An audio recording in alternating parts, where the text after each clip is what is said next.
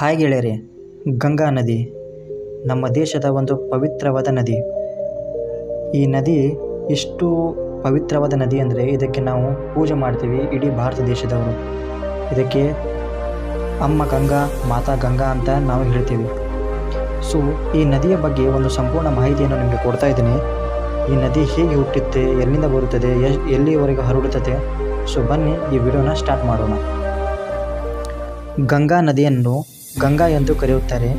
ಇದು ಭಾರತದ ಮತ್ತು ಬಾಂಗ್ಲಾದೇಶದ ಅಂತ್ಯದ ಒಂದು ಮಹತ್ವದ ಪವಿತ್ರ ನದಿಗಳಲ್ಲಿ ಒಂದಾಗಿದೆ. ಇದು ಉತ್ತರಾಖಂಡದ ಗೋಮುಖದಲ್ಲಿ ಹಿಮಾಲಯದ ಗಂಗೋತ್ರಿಯಲ್ಲಿ ಹುಟ್ಟುತ್ತದೆ. ಗಂಗೋತ್ರಿಯ ಒಂದು ಇಂಪಾರ್ಟೆಂಟ್ ಜಾಗ ಇದು ಮತ್ತು ಬಂಗಾಳ ಕೊಲ್ಲಿಗೆ ಹೋಗಿ ಇದು ಖಾಲಿಯಾಗುತ್ತದೆ.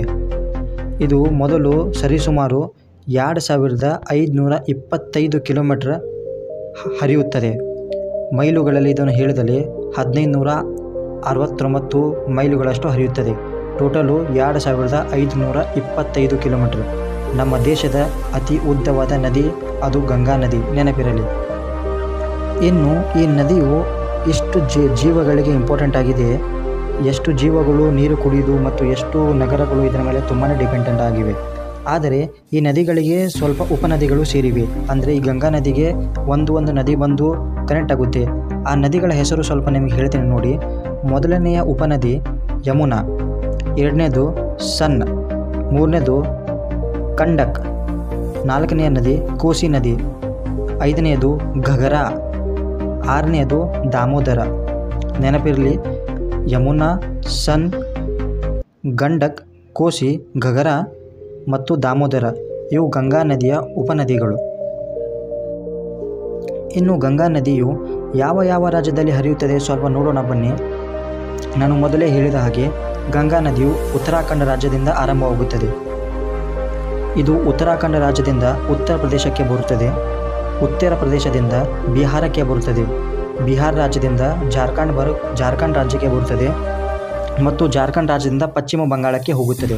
ಪಶ್ಚಿಮ ಬಂಗಾಳ ಇದೊಂದು ರಾಜ್ಯ ಮತ್ತು ಪಶ್ಚಿಮ ಬಂಗಾಳದಿಂದ ಬಾಂಗ್ಲಾದೇಶಕ್ಕೆ ಪ್ರವೇಶ ಮಾಡುತ್ತದೆ. ಬಾಂಗ್ಲಾದೇಶ ಇದೊಂದು ಬೇರೆ ದೇಶ. ಬಾಂಗ್ಲಾದೇಶದಿಂದ ಹೋಗಿ ಬಂಗಾಳ ಕೊಲ್ಲಿಗೆ ಸೇರುತ್ತದೆ ಈ ನದಿ. ಈ ರೀತಿ ಈ ನದಿ ಹರಿಯುತ್ತದೆ. ಹಿಂದೂಗಳ ಒಂದು ಪವಿತ್ರ ನದಿ ಎಂದು ನಾವು ಇದನ್ನು ಕರೆಯುತ್ತಾರೆ ಮತ್ತು ಗಂಗಾದೇವಿ ಎಂದು ಇದನ್ನು ನಾವು ಪೂಜೆ ಮಾಡುತ್ತಾರೆ. ಯಾರು ಇಲ್ಲಿ ಹೋಗ್ತಾರೆ, ಈಗ ನೋಡಿ ಮಹಾಕುಂಭಕ್ಕೆ ಹೋಗ್ತಾರೆ, ಎಲ್ಲರೂ ಅಲ್ಲಿ ಗಂಗಾ ನದಿಯಲ್ಲಿ ಸ್ನಾನ ಮಾಡಿ ಬರ್ತಾ ಇದ್ದಾರೆ. ಅಂದರೆ ಎಲ್ಲ ಗಂಗಾ ನಮ್ಮ ಎಲ್ಲ ಪಾಪಗಳನ್ನು ತೊಳಿರಿ ಅಂತ. ಗಂಗಾ ನದಿಯು ಕುಡಿಯುವ ನೀರು, ಕೃಷಿ ಮತ್ತು ಕೈಗಾರಿಕೆಗಳಿಗೆ ಲಕ್ಷಾಂತರ ಜನರಿಗೆ ಬೆಂಬಲ ನೀಡುತ್ತದೆ. ಗಂಗಾ ನದಿಯು ಡಾಲ್ಫಿನ್ ಸೇರಿದಂತೆ ಅನನ್ಯ ಜೀವಗಳು ಇಲ್ಲಿ ನೆಲೆವಾಗಿವೆ. ಈ ನದಿಗಳಲ್ಲಿ ಒಂದು ಡಾಲ್ಫಿನ್ ಅಂತ ಒಂದು ಇದು ಡಾಲ್ಫಿನ್ಗಳು ತುಂಬಾ ಇವೆ ಜಗತ್ತಿನಲ್ಲಿ. ಆದರೆ ಗಂಗಾ ನದಿಯಲ್ಲಿ ಒಂದು ವಿಭಿನ್ನವಾದ ಡಾಲ್ಫಿನ್ಗಳು ಇಲ್ಲಿ ಇರುತ್ತವೆ. ಇದು ಒಂದು ಜಗತ್ತಿಗೆ ಒಂದು ವಿಸ್ಮಯಕಾರಿ ಒಂದು ಸಂಗತಿ. ಇದು ನಿಮಗೆ ನೆನಪಿರಲಿ.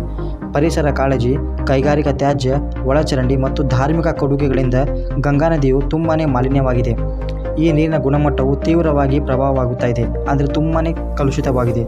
ನದಿಯನ್ನು ಸ್ವಚ್ಛಗೊಳಿಸಲು ಮತ್ತು ಪುನರುಜ್ಜೀವನಗೊಳಿಸಲು ಭಾರತ ಸರ್ಕಾರವು ನಮಾಮಿ ಗಂಗೆ ಕಾರ್ಯಕ್ರಮವನ್ನು ಪ್ರಾರಂಭಿಸಿದೆ. ಈ ನದಿಗಳನ್ನು ಈಗ ಸ್ವಚ್ಛ ಮಾಡೋದು ಕೆಲಸವು ನಮ್ಮದೇ. ನಾವು ಎಲ್ಲಿ ಹೋಗ್ತೀವಿ ನೋಡಿ ಮನುಷ್ಯರು ತುಂಬಾ ಸ್ವಲ್ಪ ನದಿಗಳನ್ನು ಕಲುಷಿತ ಮಾಡ್ತಾ ಇದ್ದೀವಿ.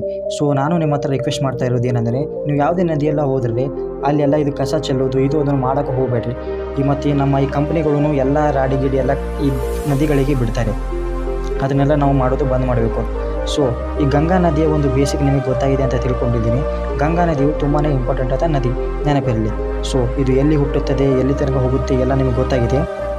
ಸೊ ಸ್ನೇಹಿತರೆ, ವಿಡಿಯೋ ಕ್ಲೋಸ್ ಮಾಡೋದಕ್ಕಿಂತ ಮೊದಲು ಒಂದು ಚಿಕ್ಕ ವಿಷಯ ಹೇಳ್ತಾ ಇದ್ದೀನಿ.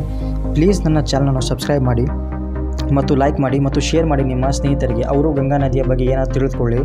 ಯಾಕಂದರೆ ಕನ್ನಡದ ಕಂಟೆಂಟನ್ನು ಯೂಟ್ಯೂಬ್ ಸಪೋರ್ಟ್ ಮಾಡಲ್ಲ. ನಾನು ಪ್ರತಿ ವಿಡಿಯೋನಲ್ಲಿ ಹೇಳ್ತಾ ಇದ್ದೀನಿ. ಸೊ ಪ್ಲೀಸ್ ನನ್ನ ಚಾನಲ್ ಸಬ್ಸ್ಕ್ರೈಬ್ ಮಾಡಿ ಸ್ನೇಹಿತರಿಗೆ. 1-2 ನಿಮಿಷ ಆಗಲ್ಲ, 1 ಸೆಕೆಂಡ್, ಬರೀ ಒಂದು ಕ್ಲಿಕ್ ಮಾಡಿ ಈ ಚಾನಲ್ ಸಬ್ಸ್ಕ್ರೈಬ್ ಮಾಡಿ. So thank you for watching this video. Good bye.